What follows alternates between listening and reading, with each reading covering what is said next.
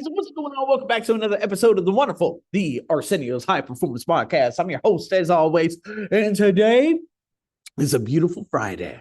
I want to make sure that all of you do your Friday finishers.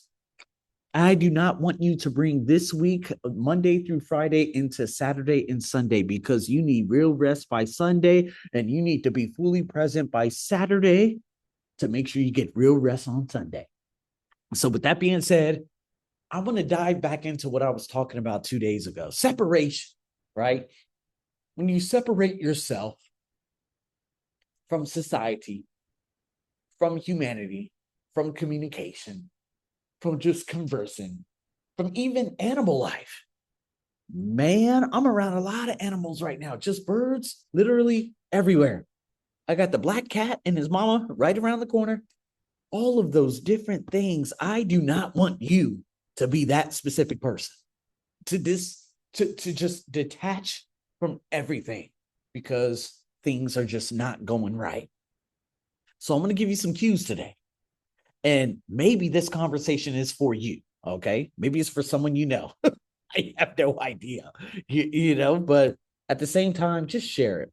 Just share it. To someone who you might be carrying, like just carrying the things that I talked about in the previous podcast and this one right here, just if they're entering that specific stage and they're having these thoughts and moments, this is it right here. Separation comes slowly, just like I said in the previous podcast. It rarely arrives in like I don't know, like some lightning bolt. Okay, it's kind of like a whisper. Now, my intuition, I built that up because 2006, when I started like going to school over there at Central Arizona College, I was around Serbians, Australians, a lot of continental Africans, so many different nations. And that's how I built myself up. But a lot of you do not have that opportunity. And it's no one's fault. But at the same day, it can become a roaring crash. Like everything could crash down at one specific moment. That's why it's so important to recognize your moments of awakening earlier. That's it. To notice the signals. That's it. Like to shake the walls around you, and maybe the walls, I don't know, but maybe the walls around you shake just a little bit. Maybe you're glaring away or just staring away at, the horizon, wherever you are in the world. You're looking up at the sky, you're looking at different things, and you're just asking yourself, man, maybe this is that moment of awakening. I'm going to a job, I'm doing this, or, I'm in this relationship, abusive relationship. I'm at this school, or this person is bullying me, or I'm getting this hate online. It could be so many different things, right? So many people, unfortunately, they do spend their years asking themselves, why am I doing this job anymore? Why am I still living this way? Why do I feel disconnected? They ask that over and over again, quietly. And it's funny because we have a tendency as human beings to just continue with the same routines. And then there's always that breaking point, that demarcation line. And they just feel that overwhelming need to escape, to seek quiet, wellness retreat sometimes. I used to be around folks back in 2018 when I was doing podcasts. And there was one girl, I don't know how I met her. It was so funny, but she lived in the northern part of Thailand, but she was brilliant. And we did a podcast. It was Kristi, Christy, if I'm not mistaken. And we did a podcast. It was amazing. And then I don't know what happened after that, but then next thing you know, it just seemed like she was experiencing with like a lot of psychedelics and shit. But we lost touch 2018. I think about 2 years ago, I looked it up. I was like, oh, I found out her podcast. I looked her up and I was like, it seems like you're not all there. I'm looking at her eyes and her mannerisms, and I'm just like, what the fuck? At the same time, hey, it is what it is. Sometimes people go on these wellness retreats to especially Bali or Chiang Mai, and they get around a bunch of foreigners and disappear into the woods, or they travel, they take a month off, a sabbatical, sometimes a whole year for students, leave a relationship, such as what I told you about just 2 days ago with the the fucking puñeta, the puta. Oh my god, for all my Latinos out there, just a bitch for everyone else who speaks English. And in the beginning of 2009, she left me actually for another guy. Oh man, but I ended up going to Australia, and thank God that happened. Or to walk away from a job, to finally breathe. I have a student. Okay, hurry up and put this in short, but I have a student, or just a student that comes and goes, and she is a director at a company, and she took probably about 4 months off, and I was like, why'd you take 4 months off? She's like, oh yeah, I think next month I'll start looking for another job. And I'm like, I don't want to dive too deep into that because they're not at the level in which we can convey to one another about the situation, so I'll just keep it at that. But at the same time, a lot of people, they just don't want that awakening until a crisis arrives, right? That suffering happens, not because life never spoke to us, but because we just didn't listen. See, a lot of that struggle, man, it comes from ignoring those nudges. Like I told you, the intuition, those moments where something deep inside says, this isn't it. There's more for you. You need to change something. And later in life, people tell that same story, unfortunately, on like deathbed. I wish I'd listened to myself. It's always the I wish, just the conditionals. I wish I heard, I wish I acted, I wish I heard to that small voice sooner, or I wish I acted better back then or acted back then just to get out of that situation. Or it's always I wish. They wish they could go back and give a gift to their earlier self, the courage to listen or trust a call or to move through that pain and force just movement in general. Because sometimes what you thought was just an impulse was actually a calling. Those late night thoughts, boom, boom. I've had those over the last, 2.5 weeks? Not too much now, but I've had a calling.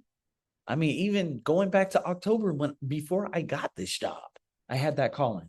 Like, this shit isn't making sense, but it's better being comfortable than being uncomfortable, especially with me, until it was so uncomfortable to the point that I said, I have no students online. My TOEFL business is finished. Nobody's accessing my website. I'm shutting all this shit down. I'm getting a job that's sustainable for the future of my future son. That was October. I made that choice. And here I am.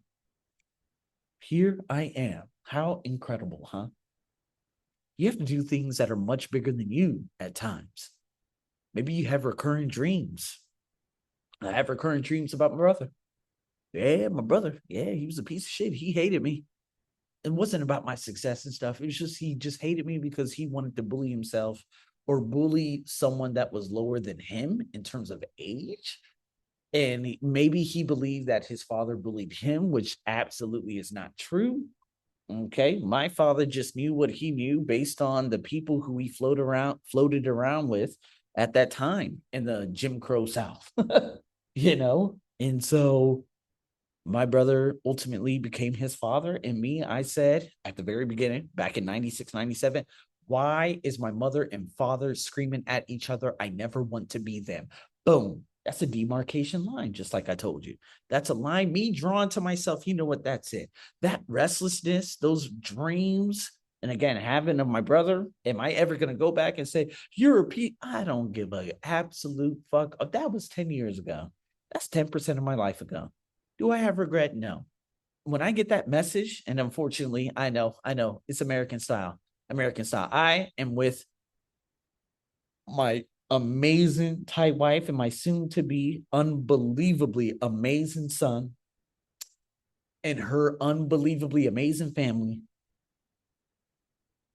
And on the continent of Asia, in many cultures, family is everything. In America, it's just like, oh, you want to do something different from us? You're bad. That's what America is. It doesn't matter what color, creed, religion, it doesn't matter. The religious ones, oh my God, those are the ones that really start pouring it on you. Okay. So, that being said, maybe those things like the late night thoughts, the dreams and restlessness, maybe they weren't like random at all. Okay. Maybe they were assigned as a quest. How about that? Not unconscious noise, not that, I don't know, meaningless imagination. Maybe it was like a download. And when you remember, going back to what I said before with the R podcast, how vast that universe is, how expansive life is, you begin to wonder, what if that voice inside me was trying to guide me somewhere else all along? It's kind of like Satomi. She was a physical being, but where she was trying to guide me to something much bigger than what anybody, and I would say the vicinity of at least 1,000 kilometers, okay, 600 miles, or just say the whole fucking country of the United States of America, we're trying to go. United States of Americans, they literally say Asia, Asian. Oh, you're Asian? That's a continent. You're African? That's a continent. You don't say European, you say French. Why do you say French? Oh, you say South American? No, they say Latino. I wanted to get the fuck out of that consciousness level. So ask yourself, why am I still doing this thing? Why am I still trapped in this habit? Still thinking this thing? Why am I still taking myself down this road? Why am I still reacting this way, even in traffic for me? Oh my God, somebody almost smashed the back part of my bumper just like literally yesterday. And he was driving completely erratic. I don't know if you guys heard of it, but there was a train. This guy was jacked up on drugs and he just ran through. He did not press stop or anything. He ran through a bus and then 8 people were completely burned alive. And they need DNA of relatives to see who they were. And he was jacked up on drugs. So just to say that, I know how dangerous people could be on the road. Well, I wouldn't say people. I know how dangerous men could be on the roads out here in Thailand because 20,000 deaths a year. And it's because of the ignorance that I see, not only at late night. Late night is dangerous as fuck. I like to be off that road. So thank God for the next month, I am not working late night. And we're going to be able to go home very, very easily. But at the same time, stay away from the rich bitches. Okay. BMWs, Mercedes Benz, all that stuff. I'm just trying to just give you a full picture of what I see, right? In terms of like traffic.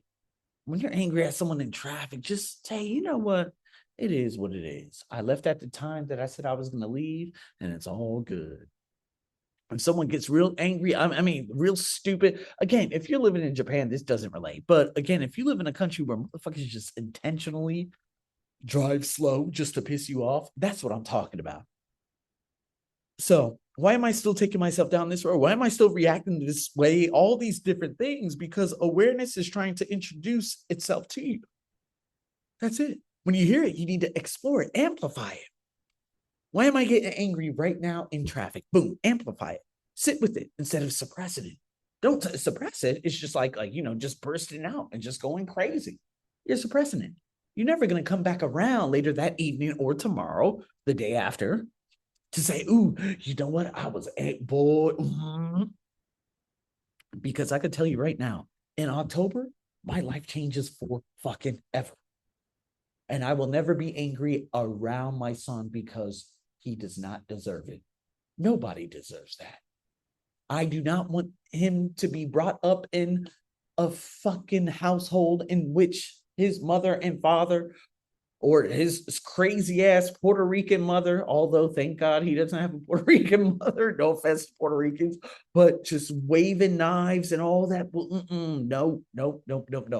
We're going to have an understanding. He's going to have love. He's going to have nourishment. He's going to have everything that is supportive in terms of him, and no fucking technology for the first 5 years. You need to set that intention, because a lot of people, they suppress themselves and they say, I remember when I was younger, I would hear those internal messages and just dismiss them. Like, oh, you're young, you're dumb, you're just happy, or you're just this, or you're just that. Oh, yeah, my parents are just like yours. They're angry, they're this. Like, let's just normalize it. Fuck that.